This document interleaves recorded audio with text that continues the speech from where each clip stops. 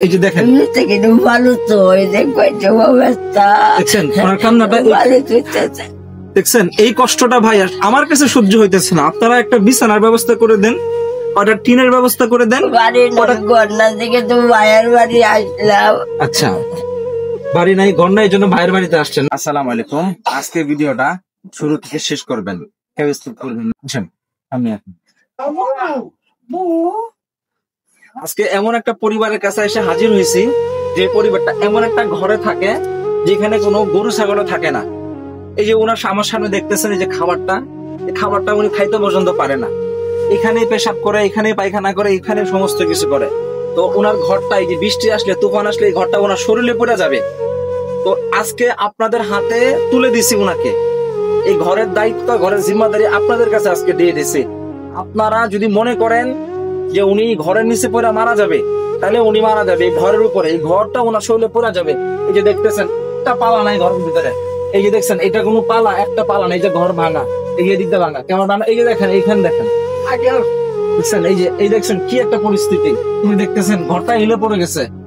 এই যে এখানে একটা বান নাই, এটা কখন যে ওনার শরীরে পড়ে যাবে, পরে উনি দুনিয়া থেকে বিদায় হয়ে যাবে, এটা কল্পনা করা যায় না।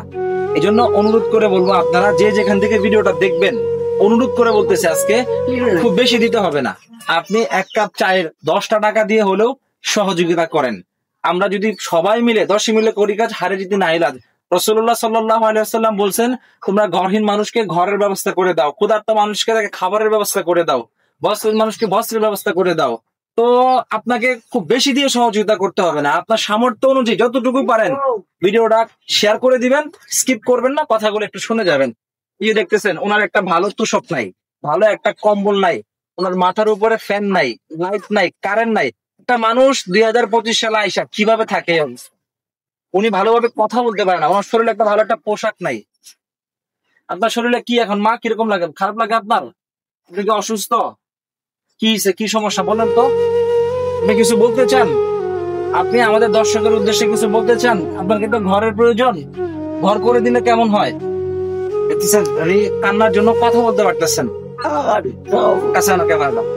বলেন আপনি কি বলতে চান, বলেন। জি, আপনি বলেন, আপনি বলেন, আপনার কথা শুনবে ওনারা সবাই। আপনার কি একটা ঘর হলে ভালো হয়? এই ঘরটা যদি আমি সুন্দর করে করে দেই, তাহলে আপনার জন্য ভালো হবে?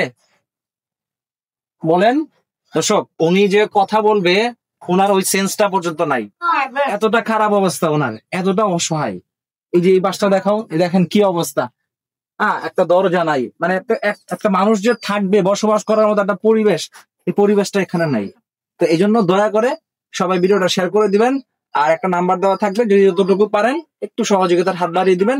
আমরা পরবর্তী সময়ে আবার আরেকটা ভিডিও করে আপনাদেরকে আপডেট দিব, যে আমরা কতটুকু করলাম, কি করলাম, আদৌ করতে পারছি কিনা, সহযোগিতা আসছে কিনা, কি অবস্থা, বিস্তারিত সবকিছু জানাবো। যারা আমাকে বিশ্বাস করেন, কুল্লু নাফসিন যায়কাতুল মাউত, ভাই দুনিয়াতে আমরা কেউ থাকবো না, থাকার জায়গা না। দুইটা হাত খালি নিয়ে আসছি, খালি নিয়ে যাব। আমরা যদি এই মানবিক কাজে হাত না বাড়াই, এগিয়ে না আসি, কে আসবে বলেন? সরাসরি একটা বিকাশ নাম্বার দেওয়া থাকবে, এই বিকাশে যে যতটুকু পারেন একটু সহযোগিতা করবেন। আমরা চেষ্টা করবো একটি ঘর করে দেওয়ার জন্য, ইনশাল্লাহ। সবাই ভালো থাকবেন, সুস্থ থাকবেন, ভিডিওটা সর্বোচ্চ পরিমাণে শেয়ার করে দিবেন।